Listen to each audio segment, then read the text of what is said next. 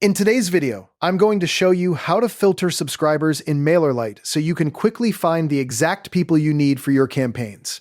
If you find this helpful, be sure to like and subscribe, and let's get right into it. Start by logging into your MailerLite account, and once you're in, head over to the main navigation menu on the left-hand side. Click on Subscribers to open your full contact list. Take a moment to review what you see here. This is your complete subscriber base. And getting familiar with this view is always a good starting point before you start narrowing things down.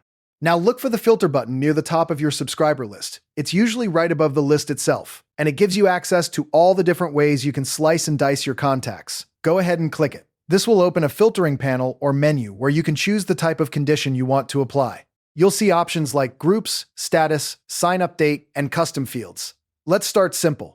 If you want to filter by a specific group, select that option and choose the group you need, like newsletter subscribers, customers, or leads. This is great for isolating a segment you've already organized. Next, try filtering by subscriber status. You can choose to show only active subscribers, or perhaps those who unsubscribed or bounced. This is really useful for cleanup or targeting people who are still engaged. You can also filter by sign-up date to see subscribers who joined during a specific time period. Perfect for evaluating recent growth or running a re-engagement campaign. And if you've set up custom fields, you can filter by those too.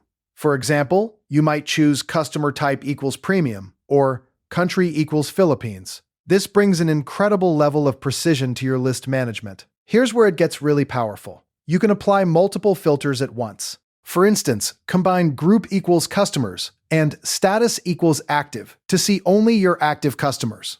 After you set your filters, take a look at the results to make sure the displayed subscribers match your criteria. If everything looks good and you plan to use this same combination often, save the filtered view if your account supports it. That way you can jump back to it any time without rebuilding it. When you're done, simply clear the filters to return to your full subscriber list. By using filters this way, you can quickly identify specific subscriber segments for campaigns, exports, or routine list maintenance.